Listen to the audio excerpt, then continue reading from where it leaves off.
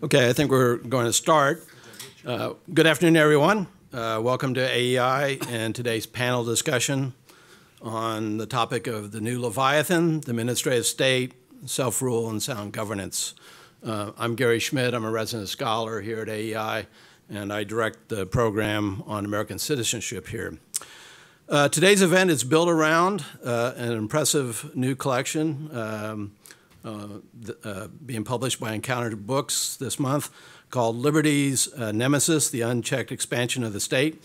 It's co-edited by my AEI colleague and Berkeley Law Professor John Yoo and Dean Reuter from the Federalist Society. The book has 26 chapters. It has, hold the book up now, it has 35 authors, and it really is an impressive collection of very experienced and knowledgeable individuals on what is, in fact, a really important constitutional and public policy issue of our time. As I like to say, buy the book now, don't wait for the movie. Our format today will be pretty straightforward. I'll ask John to go first, introducing the book, and then turn to our four chapter authors who have joined us today, Ambassador Boyden Gray, Dan Gallagher, Cleta Mitchell, and Joshua Wright, and ask them to give a short overview of their own chapters and also make any larger points they want about this important topic.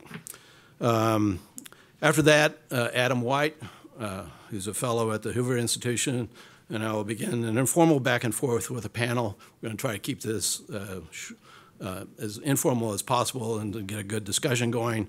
And then after that, well, we'll have time, I'm sure, to have questions from you all who have joined us tonight.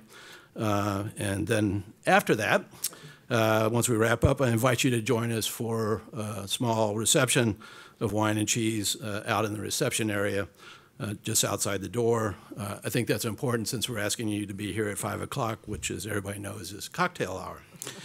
So there are free lunches and free cocktails.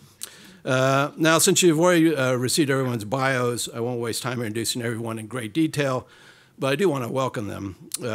First, I want to welcome the Honorable Boyden Gray, who's a founding partner of Boyden Gray, former White House counsel and former ambassador to the European Union.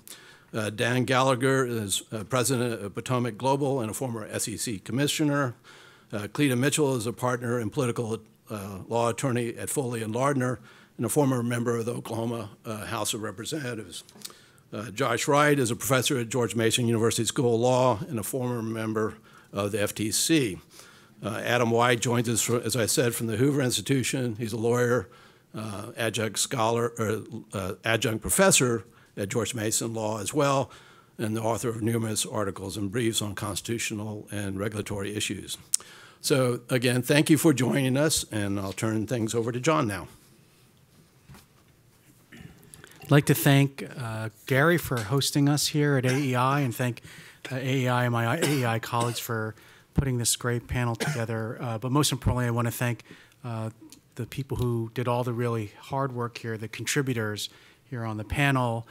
Some of the leading ones are here with us today to talk about their own points of view on this question. Let me just give a very brief overview why we wrote the book or brought the book together. It was because during the last 7 years we see episodes of controversy, whether it's the IRS scandals or Benghazi or the email, Hillary Clinton's email problems now, or immigration, Obamacare, you could go on and on. And we pay a lot of attention to those controversies. We thought we'd take a step back. What really joins them all together? And we thought what really is going on behind all of these episodes is, in the last 7 years, a really uncontrolled expansion of the federal government. Not just in terms of number of people employed, not just in terms of money spent, but in terms of what it's doing, the expansion of the federal government to the point where it's hard to think of an area of life which is not subject to the regulatory power of the government. How did this happen? Who's at fault? How did we get here? We're going to hear those stories today, but let me just briefly set out at a constitutional level. All the branches are responsible. Congress vests enormous, almost blank check authority in the agencies. The agencies themselves do everything they can with presidential support to insulate themselves from politics, from accountability. And the judiciary has something called the Chevron doctrine, I'm sure we're going to hear more about, where they generally defer, almost rubber stamp what the agencies decide to do. And can that be changed? That's another thing I hope the panelists will talk about. The number of the chapters do. What can be done to reverse this? Where today I think we live in a world that's very different than the one the framers set up in the Constitution, where the federal government wouldn't act very often and there wouldn't be a lot of federal law made, to a day where we have a government constantly putting out new laws and regulations. So how do we get back closer to the framers' vision? So Gary, thank you again for bringing this panel together, and I hope you all enjoyed, and I look forward to a great conversation. Thank you. Ambassador Gray. My modest contribution with a co-author has to do with the Consumer Finance Protection Bureau, which illustrates both the executive branch, or I don't know what branch. It's like Pluto. I mean, CFPB is not part of any branch that I know of, but somewhere out there, and overreached by them, but they're a creature of Congress, a new creature of Congress. So it illustrates also congressional complicity in the problems that we're in. I don't want to go into a whole bunch of details about the CFPB because some of them can be kind of boring, but the main thing is that they're totally protected from any kind of oversight by any of the political branches. So they answer to no one except themselves. And this is a striking example of that, very dangerous. It's in the courts, so we'll see what the courts do with it. I would make the point, may refer back to it later, that the courts are generally onto this problem. Let's hope that they also look very carefully at this. Yesterday's stay from the Supreme Court involving an EPA matter is a clear signal of greater judicial scrutiny. How can I illustrate what the CFPB does? Well, I think anecdotally is the best way to do it. Cordray who is the director, was asked at a hearing by a member of Congress, Congresswoman, well, who is responsible for this incredible expansion of expense for the renovation that was slated for $50 million and became $250 million, and who's responsible for that? Now, the backdrop of this is that there's double insulation of Cordray from any control by the White House or OMB. There is no control by Congress because the CFPB is funded by the Fed, which is simply sort of issues Bitcoin to the agency, and there's no congressional oversight, no power of the purse. So and the CFPB has always denied identifying who was responsible for this renovation. And you mean you can't tell me who gave authorization for this? And Cordray shot back, why does this matter to you?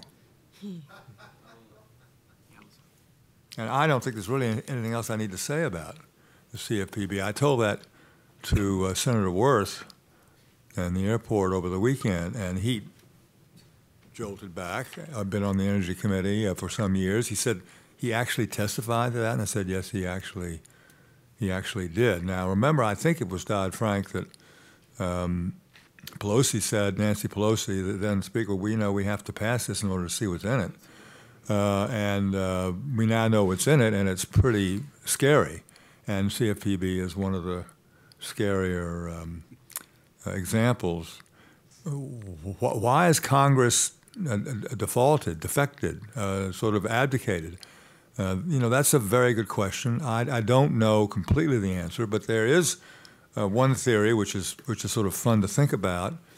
Congress was pressured publicly into giving up earmarks, which is specially designed budgetary gifts to constituents. And there is a theory that one of the contributing factors here is the desire not to answer too much in legislation, delegating authority to the agencies because what you want is to have your constituents come to you as a member of Congress, a member of the committee, and try to change things, which is a rent-seeking opportunity for more campaign contributions or whatever. And so we now have not monetary earmarks, but we do have a lot of regulatory earmarks. Now, this is not a new development, and I tried to do something about it when I was in the White House, and we had created in the Reagan-Bush years, you know, the review of OMB over regulations, cost benefit, and whatnot.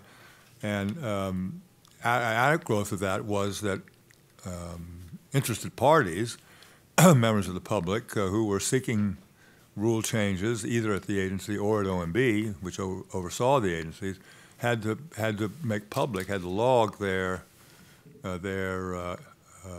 meetings.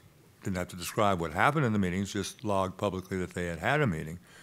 And at one point, late in Bush 41's term, he was looking for reforms, and I suggested, in something that was circulated first to the White House staff before it went outside the White House, that people were getting around this logging requirement by going through the congressman and laundering their efforts to change a rule by going through the congressman, and that we could stop this if we required congressional offices to be logged when they made a request for a rule change. And it was only about 30 seconds before Vice President Quayle was in my office threatening to fire me and to say, you know, the world will come to an end if this logging requirement goes into effect. So that was the end of that.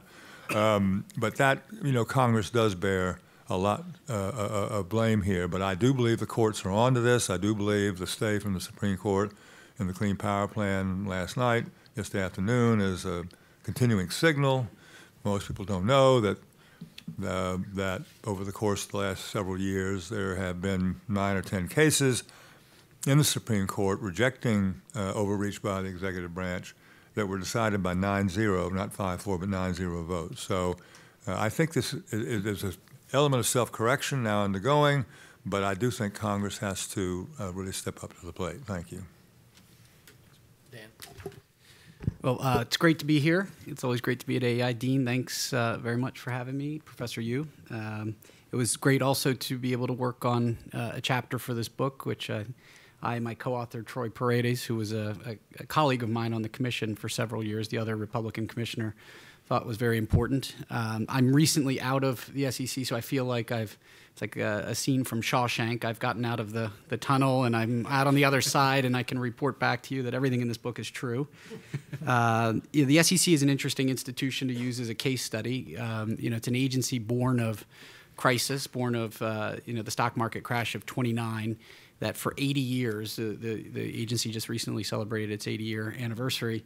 It's kind of weird to celebrate the anniversary of the creation of an agency, but for 80 years has just simply accreted power, crisis to crisis. So if you go through the history of crises in the financial markets, the stock markets in particular, you'll see legislation coming from Congress that actually increases the authority of the regulators that oversaw the markets in the first place. The more notable instances would be the insider trading acts of the 80s and early 90s, Sarbanes-Oxley, of course, and most recently Dodd-Frank. And so of all the agencies in Washington, I think none could rival the SEC by way of girth and growth, rapid growth over 80 years. Now, we'll see what the CFPB does, Boyden, because being unaccountable could make things a little easier to grow, and I'm guessing the CFPB will do that.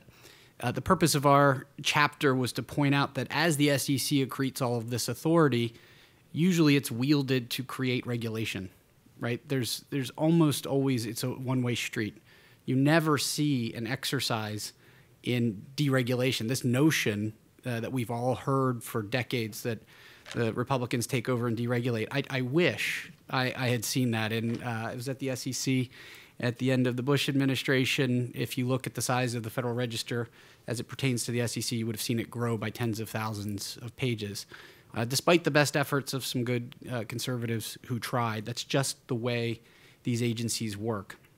And so there's one notable outlier there, and that's the Jobs Act that mysteriously passed in 2012 when President Obama was running for re-election and realized that he had a real problem on his hand with unemployment.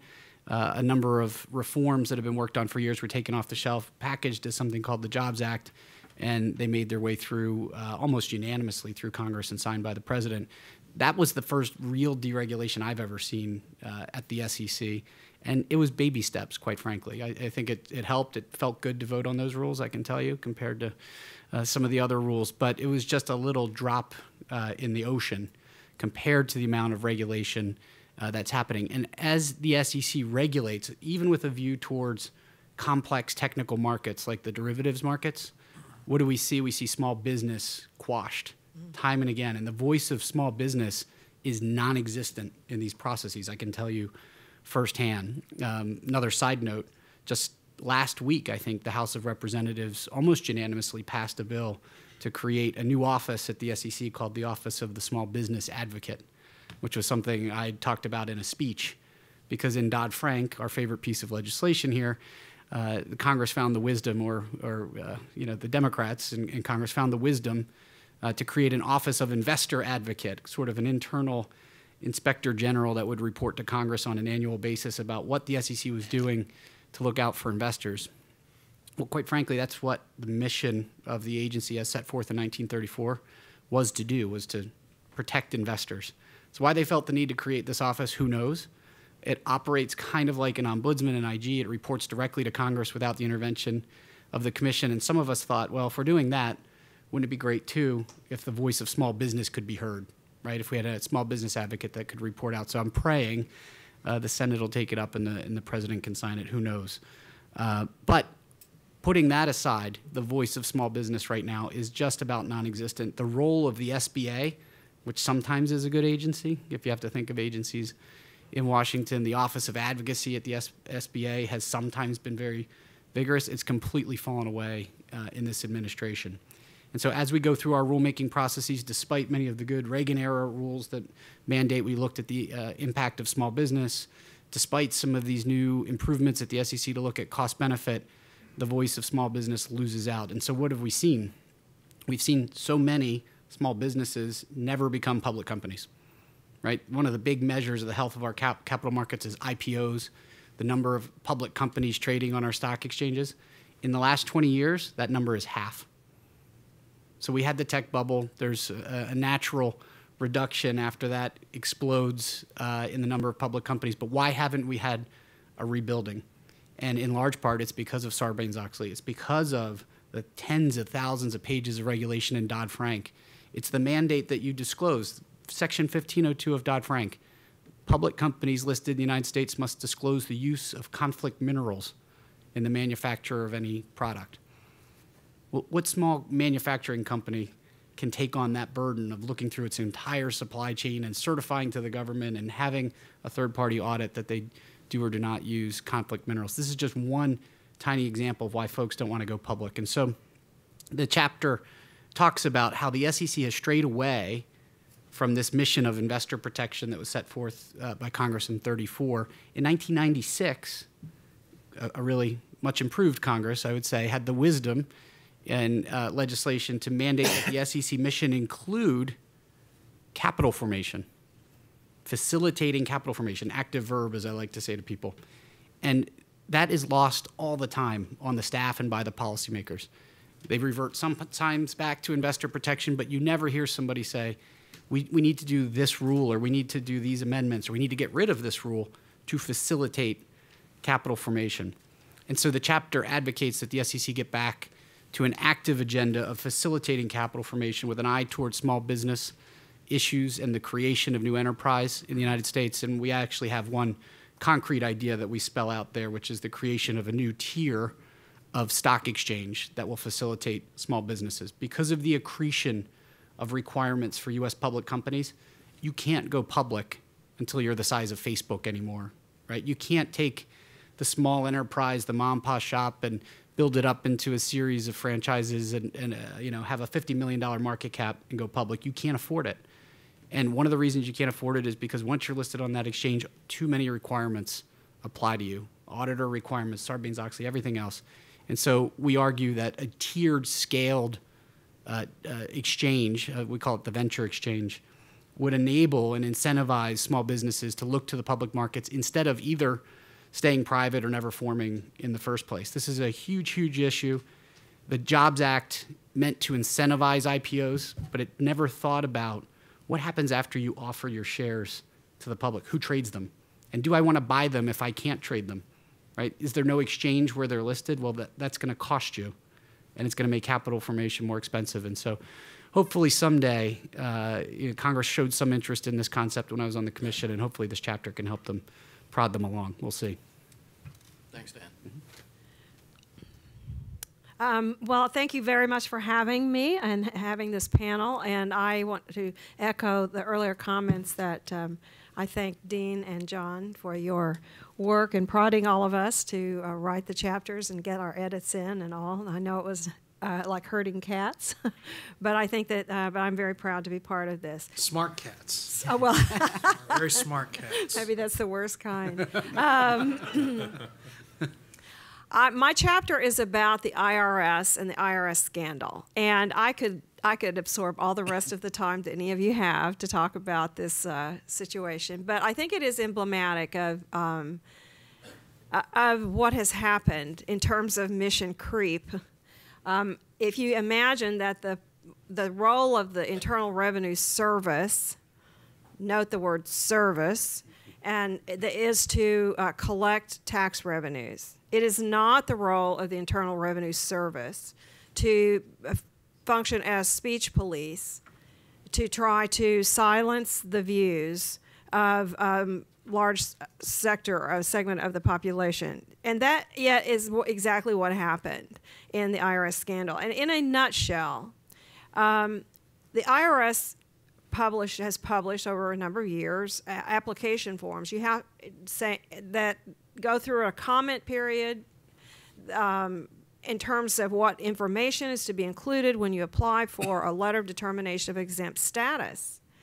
And what the IRS did in this instance, I actually went back and looked at a lot of my case files after the Inspector General's report came out that basically confirmed something that I knew was going on for a period of 3 years. I just couldn't prove it. I was going over and I felt like, that cartoon character, the end with the hair going all the way, the end is near, the end is near. I felt as though I kept going to Congress and my staff friends over there at the Finance and Ways and Means and saying, something is going on at the IRS. I don't know what it is, but you've got to look into this. You've got to do something. Something has changed over there. They're doing bad things. I didn't know what it was. It was worse than I even imagined. I just knew that I had so many clients who had applied for exempt status, and then we didn't hear anything for years. And this was a process that normally would take 3 to 4 weeks to get a 501c4 application approved. And when they did come back and ask questions, they would be about the application itself that had been published on the IRS website. And that's what we call the rule of law. People know what the law is. They know what the forms require. They know the information they have to submit. That's what they submit. And if you get questions, follow up. It's about that. Well, that isn't what the IRS began to do. And what we do know, is that when the president started talking about the Citizens United decision, this really all ties into campaign finance. I just brought Boyd in a report I did 15 years ago called Who's Buying Campaign Finance Reform, which traces the sources of money of the campaign finance reform movement. It's all very left-wing, and they absolutely are committed to changing the rules in order to have a new policy outcome. And they were fine between 2003 and 2010 till January 21st of 2010, because all of the big money that flowed into the political system that they were going to vanquish with McCain-Feingold, but all the big money was left-wing money. And I talk about that in my chapter.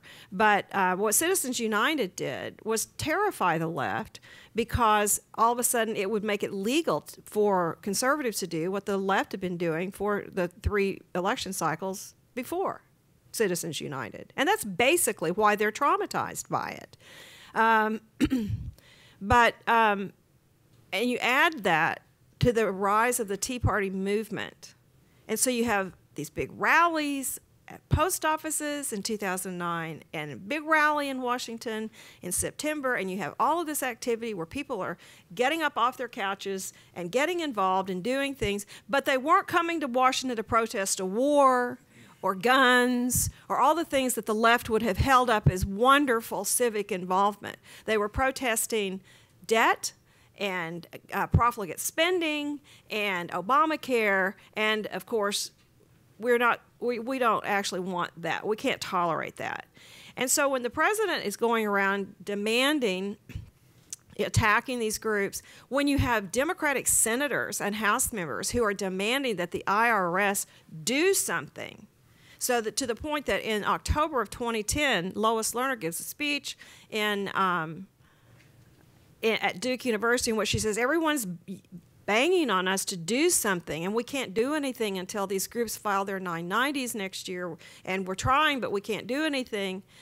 You know, I mean, the fact of the matter is what we have is a harmonic convergence with the situation. There didn't need to be a memo from the president to the IRS. He did it in plain sight. He gave multiple speeches around the country attacking the Tea Party movement. And it just happens that our federal government agencies are populated by people who don't fundamentally agree with a notion of restraint in government, limited federal power, and things that conservatives tend to believe. And so one of the things, literally one of the, I don't know if you've seen this, but I've seen the BOLO list, be on the lookout for. One of the things that they looked for were groups who gave as their stated purpose limiting government. That got you quarantined moved off the runway if you were talking about limiting government, holding public officials accountable. That was one of the phrases that they thought should trigger. That was a trigger that meant that an organization, in addition to whether they had the words Tea Party or Patriots in their name. Now, I have a client, Tea Party Patriots. They're double whammy. But they literally, but what you had was a situation, and what started it was because of all this media attention with the president's speeches and with the demands from Democrats, particularly in the Senate, Carl Levin and Sheldon Whitehouse, these little agency people said, well, we flag these applications because we think that it will cause media scrutiny. So the employee, the IRS employee, hands it to the supervisor, who hands it to the next supervisor, and pretty soon they're all getting quarantined into this one section of the IRS. Now, I had a client that applied, you know, in 2009, we applied for exempt status as a C4. Again, normally take 3 to 4 weeks. This was the first one of my clients that ran into the buzzsaw. We applied in October of 2009. In November, the IRS cashed our check. You have to pay for the privilege of letting them discriminate against your views. But they cashed our check, and I didn't hear another word from the IRS until June of 2010. And when I heard from the IRS, it was not from Cincinnati.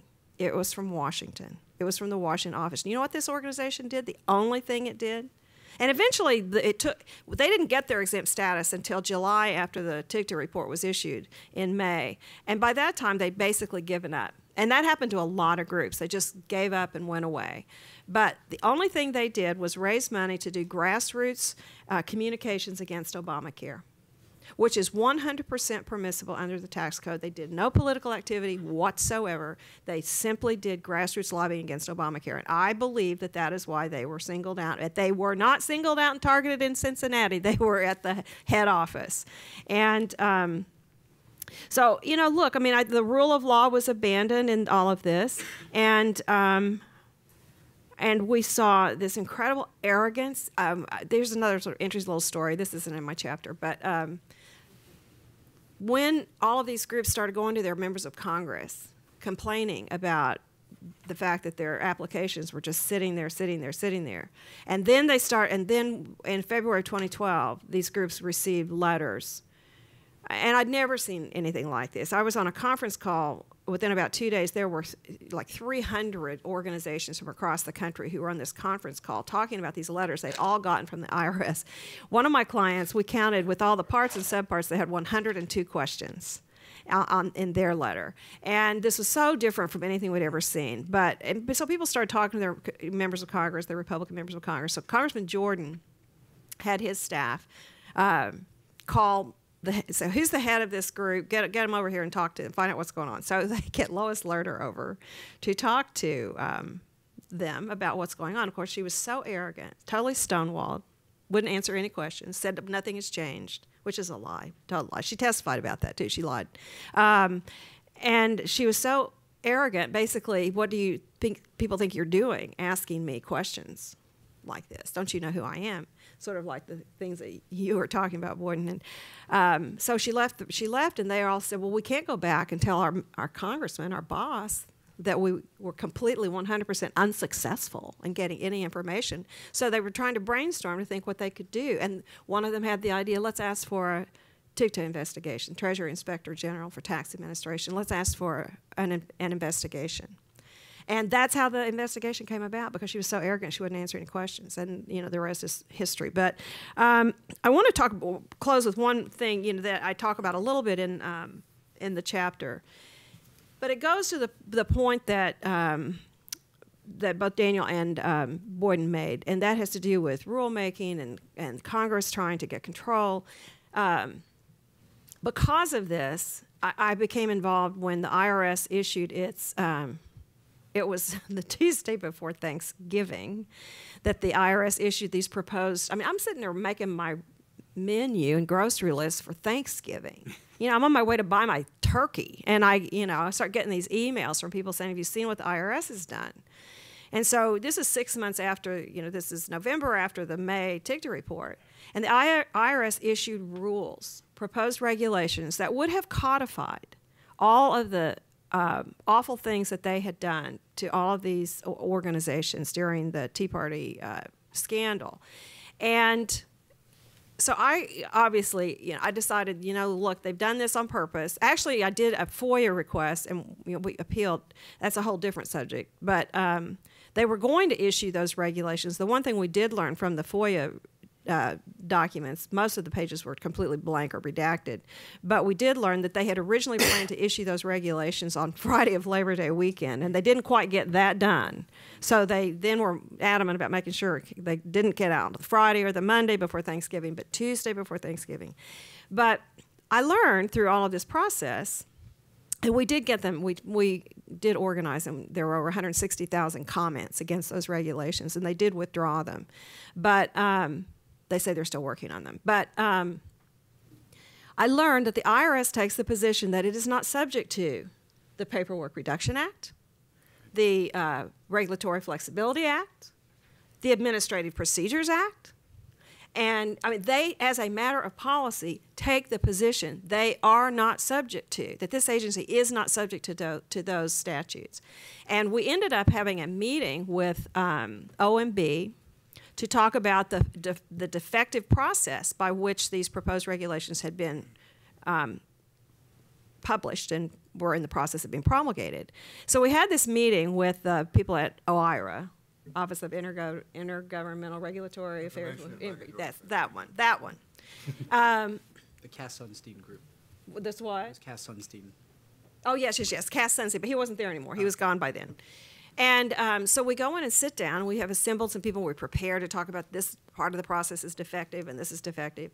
And the person from OIRA comes in and sits down. He has the people from Treasury and the IRS General Counsel's Office, and he says, we are not going to discuss the process by which these have been proposed. We know that's what you came to talk about. That's not what we're going to talk about, because we consider that all of those executive orders and all with regard to rulemaking, the ones even issued by the president, are advisory only and have no force and effect of law.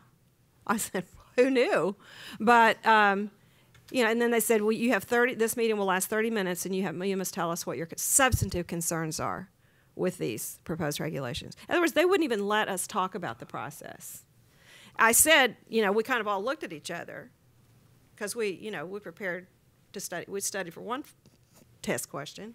So I just said, well, gosh, 30 minutes is not nearly enough time to talk about all the constitutional defects in the substance, but I'll start, and I'm sure the others will be able to chime in. And but I just thought all of that meeting and what they said to us, that these are advisory only. These are not, have no force and effect of law. We don't really care what these rules and regulations and statutes say. So the arrogance is so palpable, and it is what is giving rise to the Donald Trump phenomenon and to people saying, how angry they are, because it's time that Congress and the courts did something to rein in this unchecked expansion of the state. Thank you. Josh? Thank you, and thanks, John and Dean, for inviting me. Like Dan, I am recently out of the belly of the beast. He stole my Shawshank joke. I knew you were going to use it. So. But that's how it goes. So when John in his introductory remarks said maybe one thing we would turn to at one point is sort of all violently agreeing on the premise in a variety of ways, what sort of possible solutions. And the story I'm going to tell about the FTC, I don't know if it has a happy ending, but it has a happier ending than some of the stories you've heard so far, but that is a low bar. So when by way, I'm an antitrust guy. I've been an antitrust professor, law professor, and an economist at George Mason for the last 12 years, and I got a call in my office 3.5 years ago, said, wait, we want to put you on the FTC. I said, why? I mean, yes, I'd be interested in interviewing, of course. And the view was, well, we really need to put an economist on, these independent agencies that are doing all this rulemaking. We think putting in an economist will sort of put some constraints on the type of cost-benefit analyses that are done. We think it's really important. I said, okay, I'm in. And so I get there, and it turns out during my 3-year stint at the FTC, I think we passed like one rule on fur labeling. And that was about it. And, I threw rocks at it, and I said things about economics, and I drew a demand curve somewhere, but that was sort of the whole show. So I looked for other things to do, and it turns out the FTC's got a doozy in the form of abusive administrative process. And so I'm going to talk some about that. So to set up the problem briefly, it gets fewer headlines than the IRS scandal, and rightly so. But it's an important one for reasons that I will try to explain. So the FTC enforces Section 5 of the FTC Act. We get to enforce unfair and deceptive acts and practices. Section 5 allows us to enforce the traditional antitrust laws, Sherman Act, Clayton Act, and the like.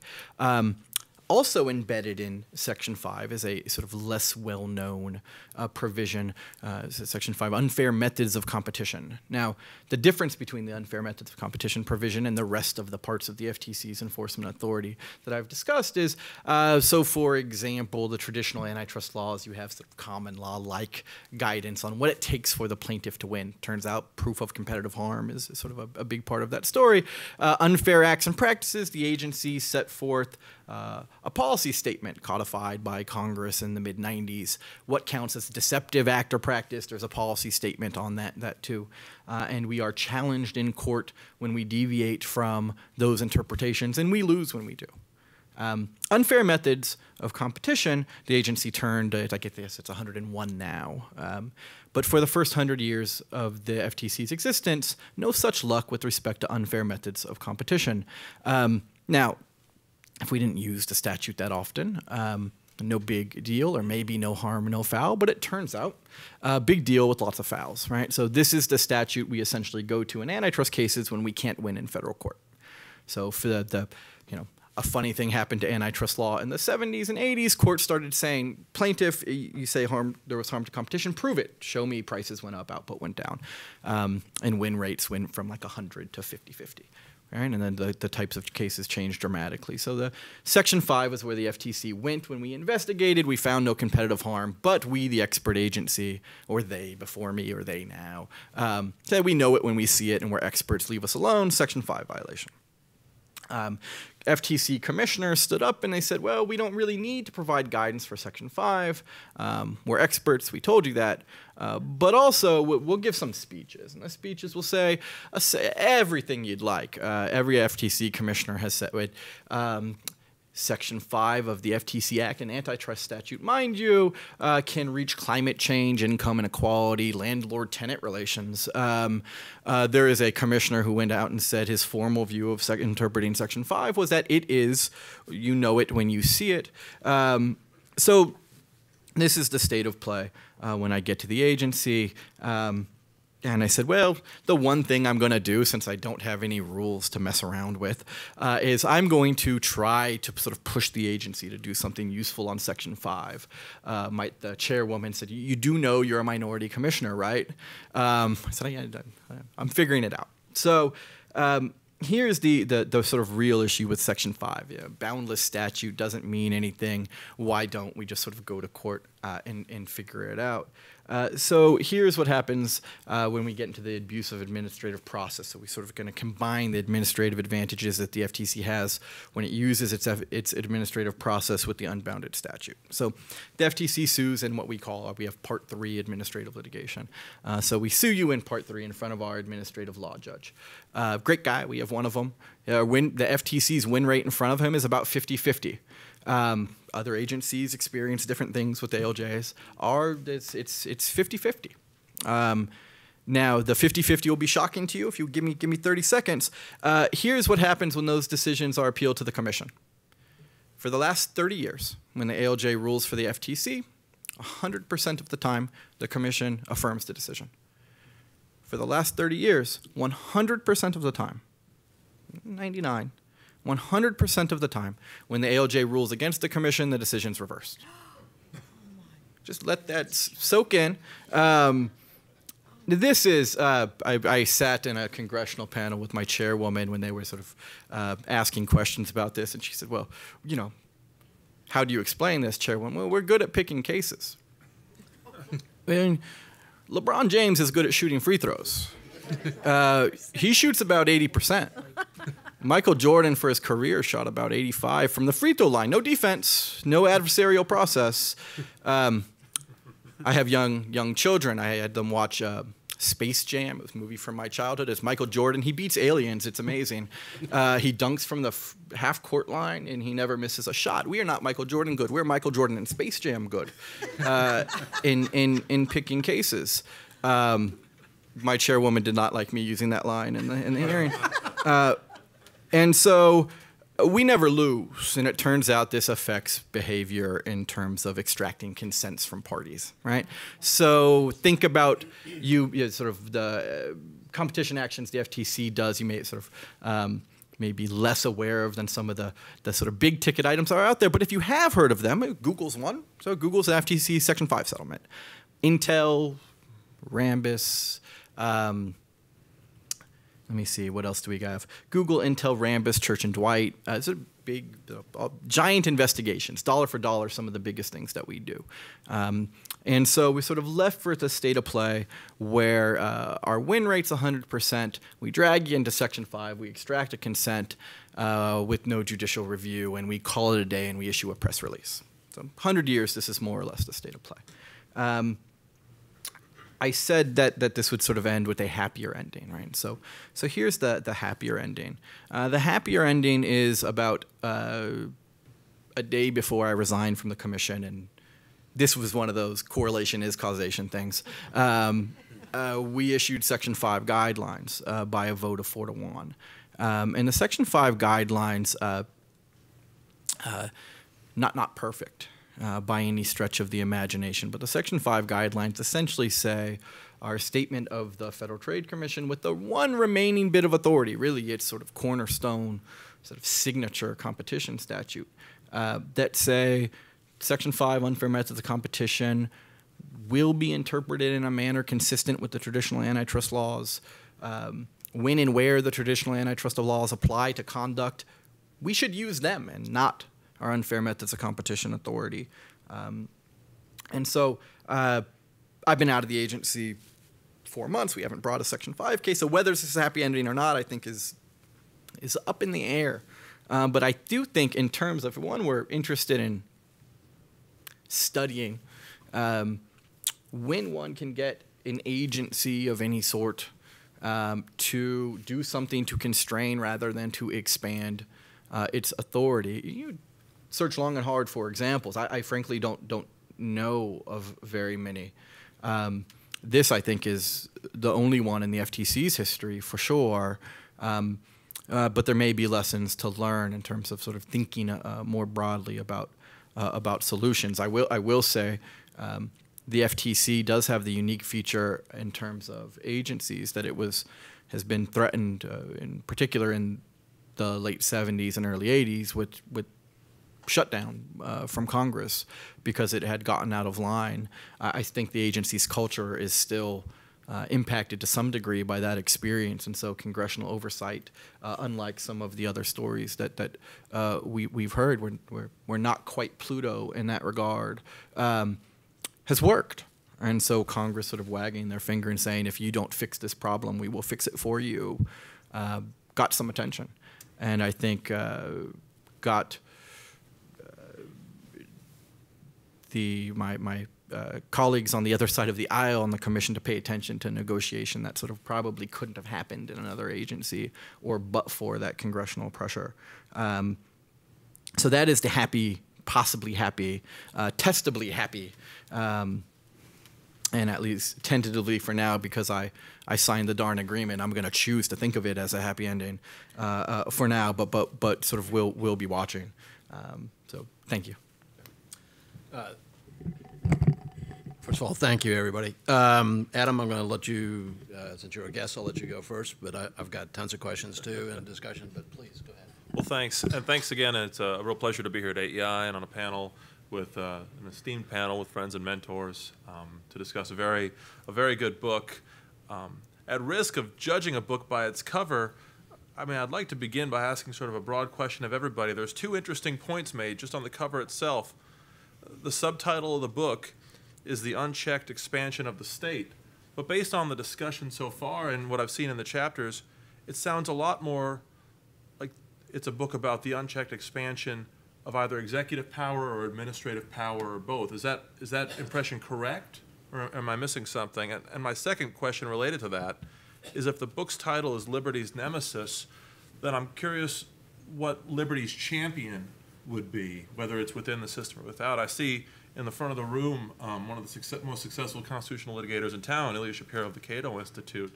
Is the solution checks and balances through the courts? Is that the primary solution, or what else can we look to in addition to that?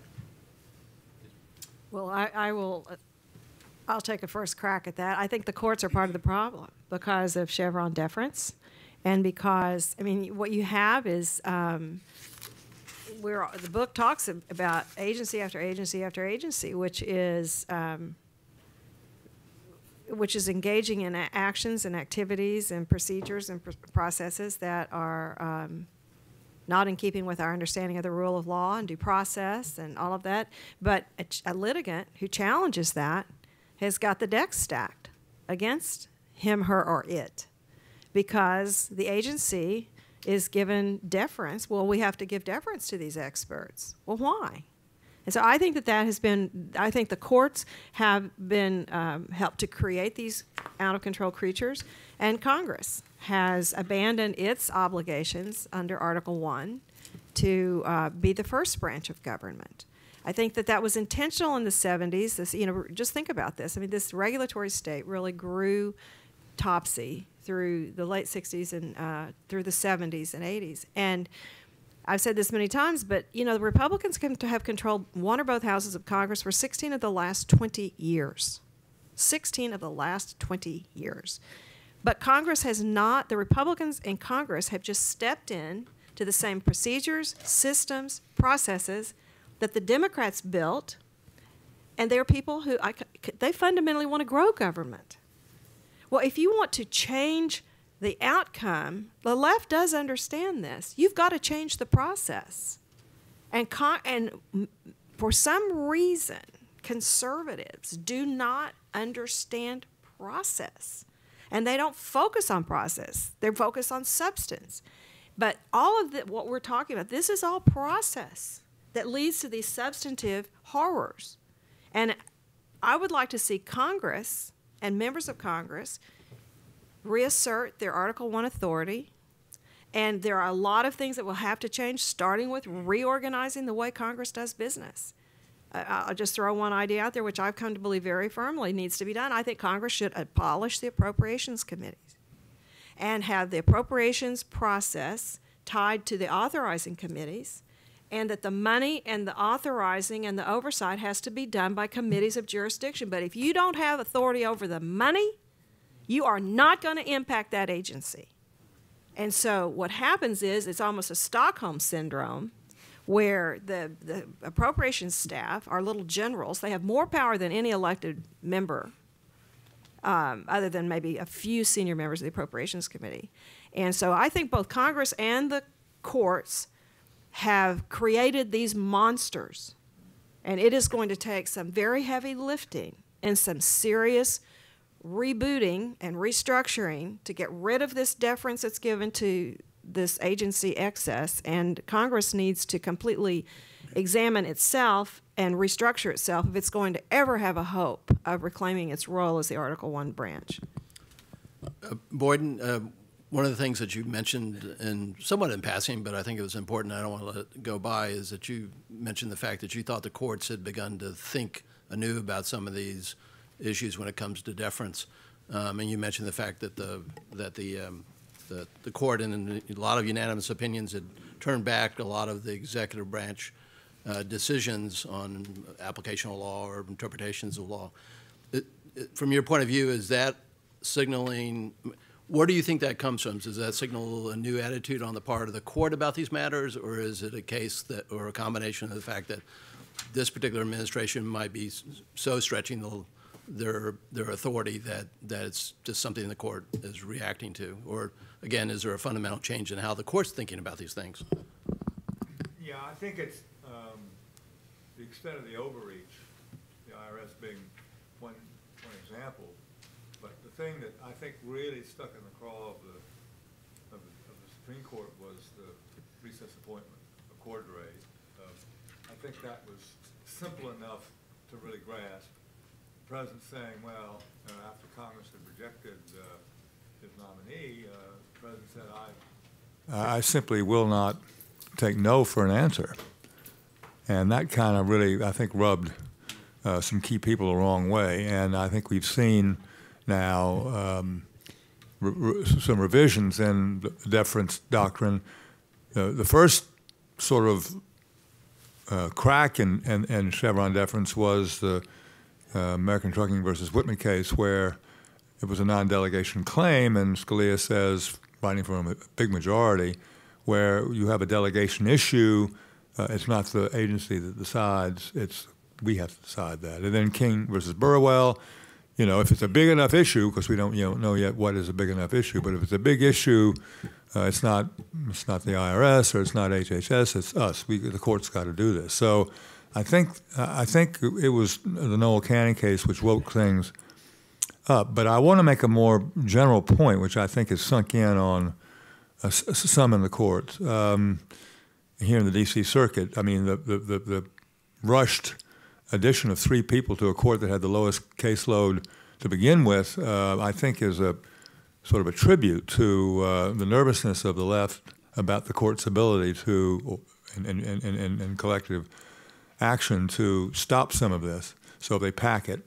Now the D.C. Circuit really has nothing to do, and the judges are all running around all the other circuits begging for cases because they're getting kind of bored.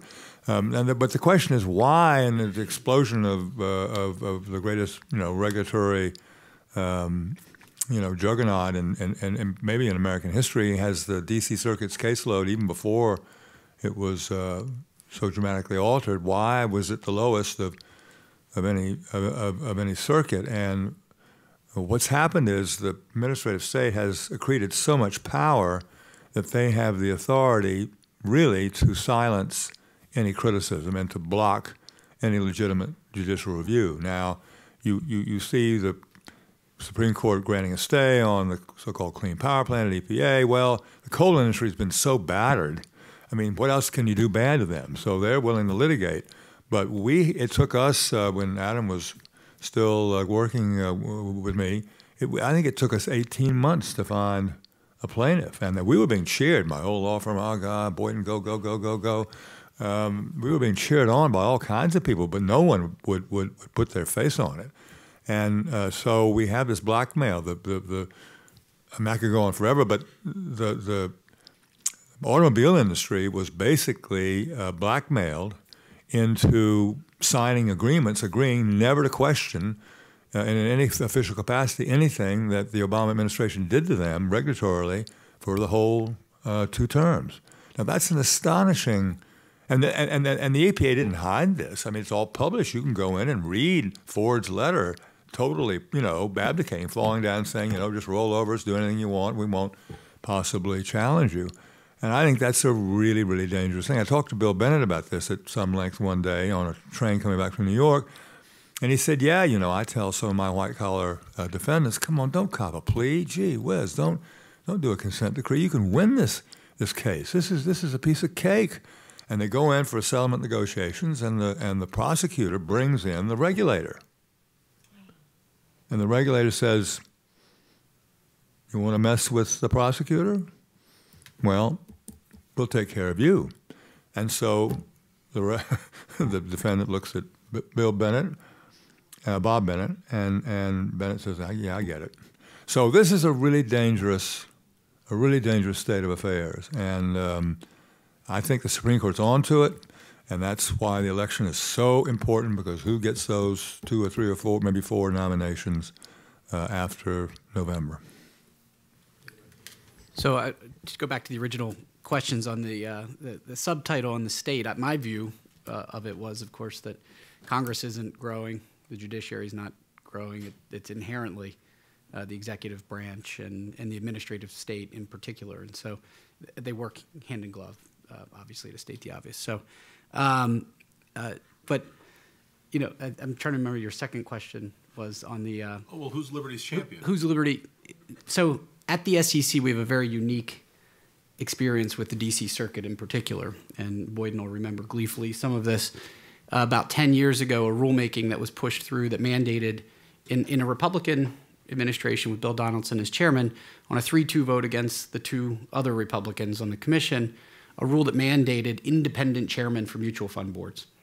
And the D.C. Circuit sent it back to the SEC and said, you have not considered the costs involved here. You've rushed this through. You have not considered this properly. We're vacating it and sending it back.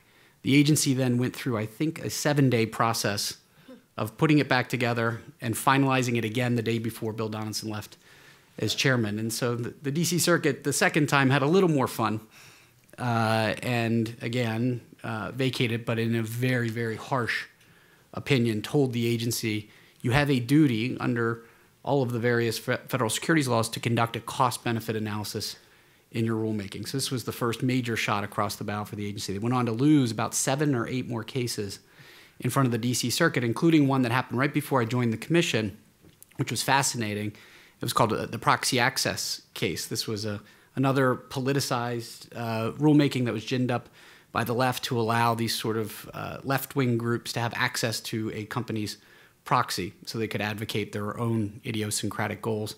The then chairman of the SEC decided to be extra careful given the scrutiny of the D.C. Circuit, so went to Congress, and as part of the so-called SEC wish list, and if you want to be scared of the administrative state, go Google that phrase, and you'll see a Fox News article that actually lays out the so-called wish list that the agency was asked to cobble together when Congress was considering Dodd-Frank, and the agency got each of the 43, I believe, items that it asked Congress for, including an expanded use of ALJs, which is now a hot topic.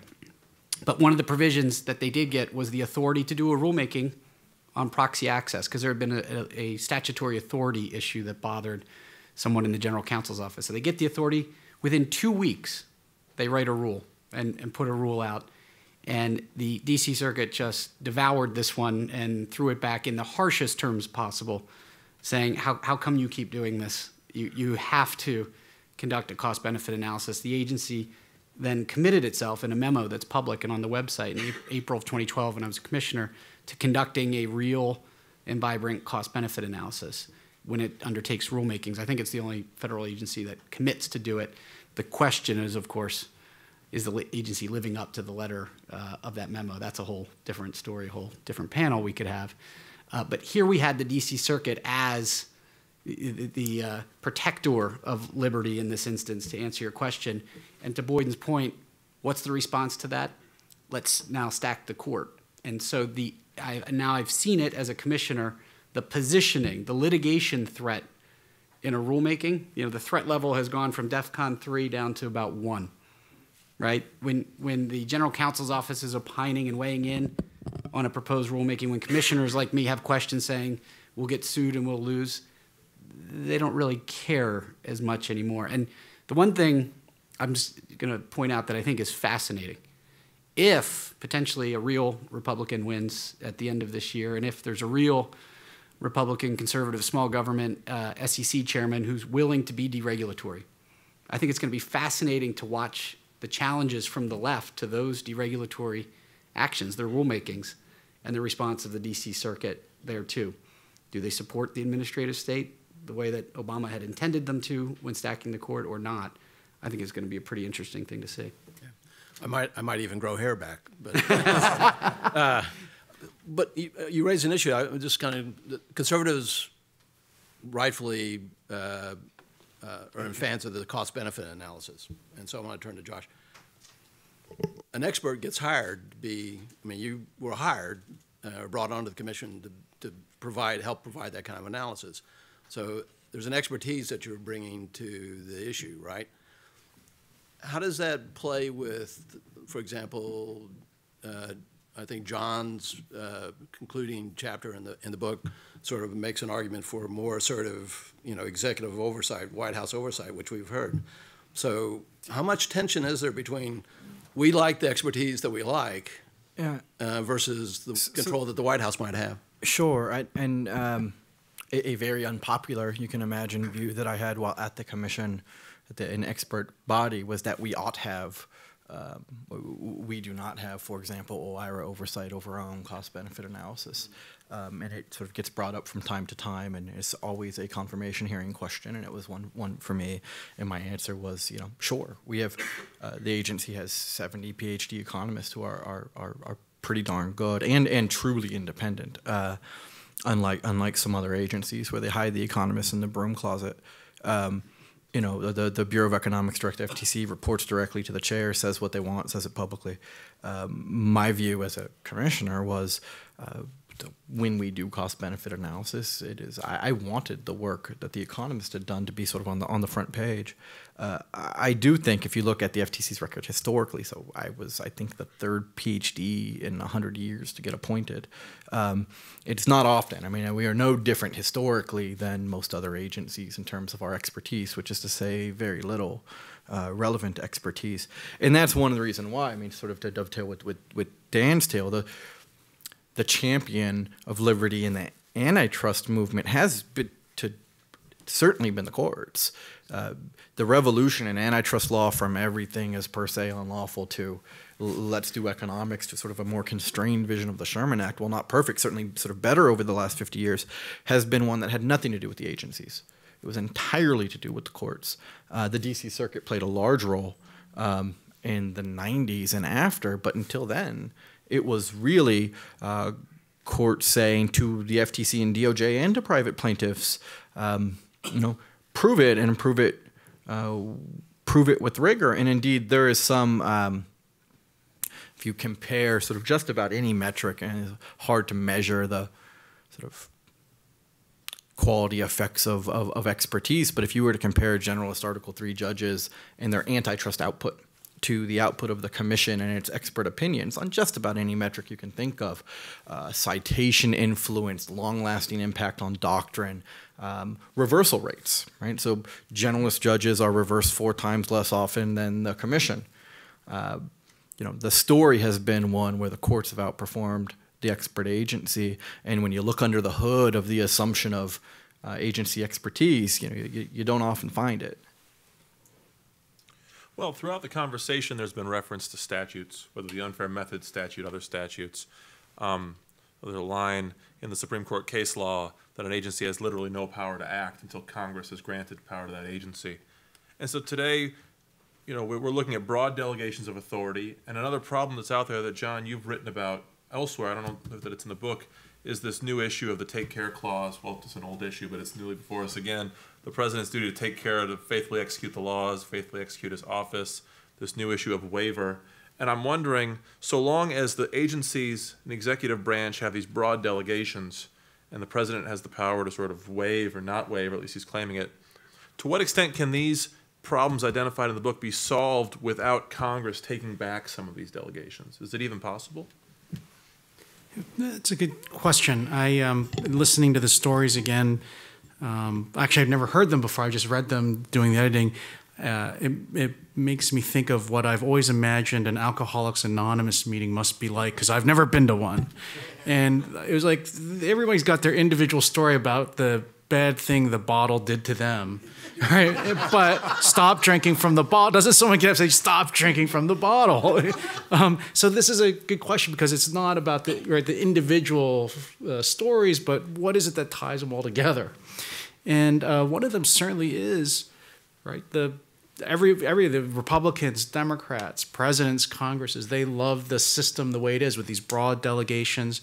And it's hard not to blame presidents for trying to expand their constitutional powers to try to cover more and more of it because they get blamed for whatever the agencies do anyway, whether it's the FTC, which the presidents don't really have direct power, or the SEC. Presidents get held responsible for their regulations anyway. So that's why you see presidents try to go more and more extremes to control them, where you see, I guess the most recent example is the president essentially ordering the FCC to consider the internet a public utility when it seemed like the FCC was going to go the other way.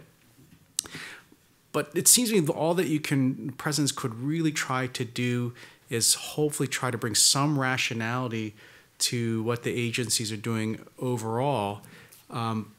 And I think that was what the first term Reagan administration thought it was doing when it pushed the idea of Chevron deference, when it consolidated control in the office that Cleta mentioned, OIRA and OMB. But that's all built on the idea that the president would be a deregulatory or at least a rationalizing force in this administrative state, that a president would want the whole administrative state to act in a rational manner, maybe in a cost-benefit approach. What happens if you have a president who's not interested in that? Right? That's why I think this last 7 years is a story. It brings all this together. Is we've got a president, at least in my view, who wasn't interested in trying to bring cost-benefit analysis to the whole administrative state. Didn't really care whether the state as a whole was rational. I don't think there's any example anyone brought up where there's been a single deregulatory action, except for this Jobs Act, maybe. But all this, there are no stories of deregulation. So what happens when a president just says to the administrative state, go as far as you can on the agenda that you want? Because, you know, you have presidents in favor of more government, not, you know, holding it. So when that happens, I don't think the faith that the Reagan administration first started with and their solution, and Chris DeMuth, who was head of AI, was one of the people who built this remedy. I don't think it works with that kind of president. And so then you have to have something like reducing Chevron back into less deference, and you have to have maybe even more scrutiny of the agencies from Congress and the White House. So I guess to me the presidency is only a partial solution, but it assumes that the president has sort of this deregulatory goal, or at least it wants to control the growth of government in mind. And if it doesn't, then then the presidency is not the solution. Well, speaking of bottles, there are bottles outside, but I didn't want to leave. What a great segue, Gary. That's why we keep Gary at AEI, because he always keeps us on the main goal of getting to the bar. But while we have a captured audience, captured panel, and want to, again, thank you for showing up this evening. I do want to give you a chance to ask a question before we adjourn. So if you'd wait for a mic, please identify yourself, and as we always say, please try to ask a question. Please, right over here. Good. Hi, Joshua Miles with Morris, Manning, and Martin. I'm of the view, and I think when asked who the hero was in past situations, several panelists said the courts, and I'm of the view that that's the only way it's going to happen, because no individual congressman get a benefit from fixing this, even if you had a president who it was a focus for. It doesn't resonate with the public such that there's a bill you could pass on this that would be named after a person that would be looked at as a political accomplishment, like something called education reform or No Child Left Behind. Assuming it was the courts that are going to be the hero, are the courts capable of dealing with the sheer volume of regulations coming out? If you were to convince the entire judicial system that this is a serious issue and Chevron needs to be rolled back and the non-delegation doctrine needs to be revived, with the sheer number of regulations that come out, could the courts do that even if they wanted to? Or are the 9 or 10 cases in the past few years, or if there were to be another 9 or 10, are those largely always just going to be symbolic because the judiciary is only so big and only so many regulations can be challenged?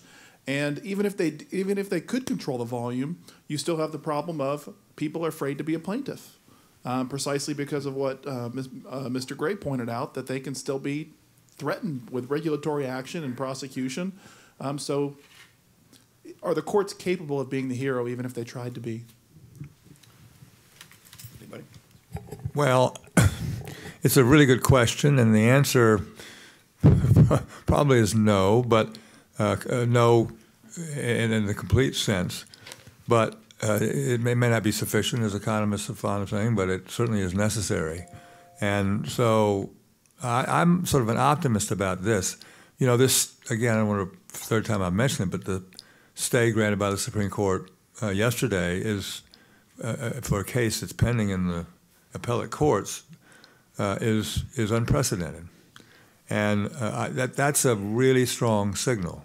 And so I think you're going to see the Supreme Court do what it can to really send a signal to the rest of the appellate courts and to the district courts beneath them.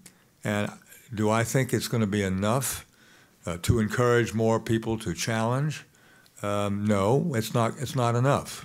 But it's absolutely essential. As I said earlier, Congress has got to step up to the plate, and the Republicans control the House. They're still going to control the House, I think, almost regardless of what happens in November. But November is very, very important, and if the Republicans keep the House and keep the Senate, win the presidency, then there is no excuse for not having an all-out assault on this problem. So, but the election is really, really important. I want to just take issue with one premise, and that is there have been occasions when Congress has indeed, and I actually do think that this matters to people. It's just, I don't think there's a congressman who goes to a town hall meeting who doesn't have people come up and complain about an agency and something that's happened to them, et cetera. You hear it constantly. But I want to point to, I don't know if you remember this, but in the late 90s, Congressman Bill Roth spent 6 or 8 months. Part of the problem is Congress, I come back to its dysfunction. It's totally dysfunctional as an institution. Their idea of an oversight hearing, and I've testified before Congress a lot, and their idea of an oversight hearing is to throw a panel together the week before, call you and tell you, get your testimony in by Monday, you're going to testify Wednesday at, you're supposed to get in 48 hours your written testimony. And basically what I finally said, a congressional hearing is where you go over and you work hard and prepare a testimony, you go and you sit before them and you hear whatever it is they have to say to you. Because that's really the way they do a hearing, and the moment they're done with that, they're going on to the next subject, and, they're show hearings, Did we get any press? But Bill Roth did something, the former senator from Delaware, when he was chairman of Senate Finance, he and his staff spent 6 months preparing for IRS abuse hearings. And they had people who came and testified. They worked with 60 Minutes, so the night before these hearings started, there was a big 60 Minutes hour focused on IRS abuses of taxpayers. Some taxpayers would not even be allow themselves to be named or seen. They're behind a screen, so it was very dramatic. And it was all part of building up a public support and outrage to pass a taxpayer Bill of Rights. And so I think, you know, if Congress, if they weren't so clueless about how to do things, then I think, you know, certainly that you can make this stuff does matter to people. But people know that there's something wrong and that something needs to change. And so I do think that it could be possible to get it. But let me mention two other things. It's not just Chevron deference. You remember, you know, if a local policeman violates somebody's constitutional rights, state, city, they can be sued individually. They can be sued for violation of somebody's constitutional rights. There's no similar statute at the federal level. And the Supreme Court finally said in Bivens versus, you know, 6 unnamed drug agents, narcotics agents, well, yeah, you know, that there could be an action would lie under common law for a violation of constitutional rights by a federal employee. But the rest of the courts have basically obliterated that rule. The IRS takes the position that you can never sue an IRS agent for violation of your constitutional rights, ever. That's their position. That's what the Justice Department argues. So they're out of reach. Employees of the federal government are out of reach. They're both members of the civil service and unions. Why do they need both, for God's sake?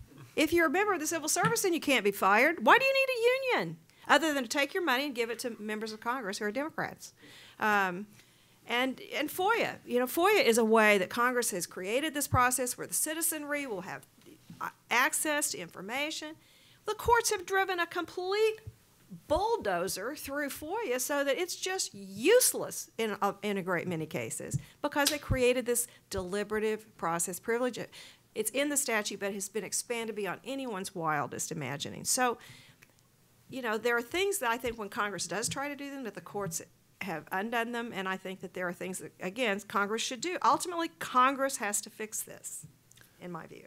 Yeah, it's a whole another panel to talk about the demise of congressional committees versus the way Congress runs today, but please. Joe Colangelo, Consumers Research. Is there anything that gives you optimism that a few years from now the state will be less intrusive than it is today? I'd like to hear from everybody who is at all optimistic, which maybe none of you. Well, I think, you know, I alluded earlier, if we get the right result at the end of this year and if we get the right leadership in some of these agencies, I said to our current chair at the SEC, Mary Jo White, who's, despite our very many public disagreements, a good friend, she said, you know, you should really come back at some point and be the chairman of this place. And I said, well, thanks, I've had my fill for a while. But I said, you shouldn't wish for that. And she said, why? And I said, well, if I came back within the first 100 days, I would undo everything you've done in 3 years. And I could do it. And I would do it the same way you did it, by 3-2 votes against the other party. Because things like Dodd-Frank, which was the only, by the way, only piece of federal securities legislation that was not bipartisan, right? It doesn't enjoy bipartisan support. There aren't Republicans on the Hill saying, oh, don't touch that, right? What they're doing is doing oversight and doing other things to say, SEC, don't do the wrong thing here, and losing time and again. So there is support to go in and take some of the most unpopular legislation that didn't have any bipartisan support, and pull back through the administrative state. Not to write it off the books until Congress does it. But, you know, Dodd-Frank, one thing people forget, 2,300 pages of legislation, but it's mostly mandates to regulators. It's about 400 mandates to regulators. So that 2,300 pages is going to turn into a couple million pages of regulations, right? So it's beyond the delegation doctrine. It's just you go do our work. It's abdication. It's abdication. At the SEC, they're still only 2/3 of the way through it 6 years later, right? So there's the unfinished work that need not be done. And then there's the ability to go back, and every wrong decision that was made in every one of those 60 rules that they've done, you can go undo. So that gives me a little hope. Let me do a sort of really quick to jump on that point. I mean, my short answer is no with respect to the hope, but I'm going to keep talking for a little bit. I think one of the points that Dan made about and this is something, unless Dan sort of lives inside the SEC and I live inside the FTC, and you've got the FCC. But if you sort of look at the records together, and this is something I've been working on recently, so it comes to mind. It is true that the number of 3-2 votes historically at agencies across the board is at an all-time high, and it's not just the SEC and FTC, and when I pointed this out at the FTC, they said, "Well, that's because you came," and I said, "But no, I think it's happening other places." But I get that reaction sometimes. But it really is a universal, across-the-board thing that is happening. But I think it raises an important point. The reason for no is because I think it's a courts and elections story more than anything else. But it really does, I think, matter. Some of the successes that Dan's mentioned about the SEC or at the FCC or even at my agency, the other appointments that truly do matter, sort of do if the election doesn't come out the right way, the minority commissioners that are appointed really matter. The successes that happened in the D.C. Circuit happened because of dissents that laid the record in Business Roundtable and Ajit Pai at the FCC and Dan and Troy Paredes and these folks who are at the agency sort of fighting the fight, rolling the ball up the hill every day and watching it come down in the hope that the D.C. Circuit's paying attention. And so those appointments, I think, matter a great deal more now than they ever really have, because getting the attention of the courts require sort of excellent work from the dissenting commissioners to set the record up to do sort of the right thing. Joe, I would just add that the case for optimism, I'd look to William F. Buckley, who said, sure, there's no permanent victories, but there's no permanent losses either. And he also reminded us that despair is a mortal sin. And I don't know about you, but I'm not going to disagree with Bill Buckley. Certainly not on Ash Wednesday. Yeah, I was going to say. Well, Ash Wednesday does remind us how frail and I apologize, but we're going to have to wrap this up. We're running out of time. But again, I do highly recommend you all taking not only a look at the book, but buying the book. In some ways, it's really quite depressing. On the other hand, if you go to your doctor and your doctor just tells you you're fine, and it turns out you actually have 5 different diseases, that's not very helpful from the doctor. And in that respect, I think Adam's right. There's a lot of problems. There's a lot of issues that get identified in the book, but on the other hand, the first step to fixing these things is actually knowing what those problems are. So, if you would join me, I'd like to thank our panelists.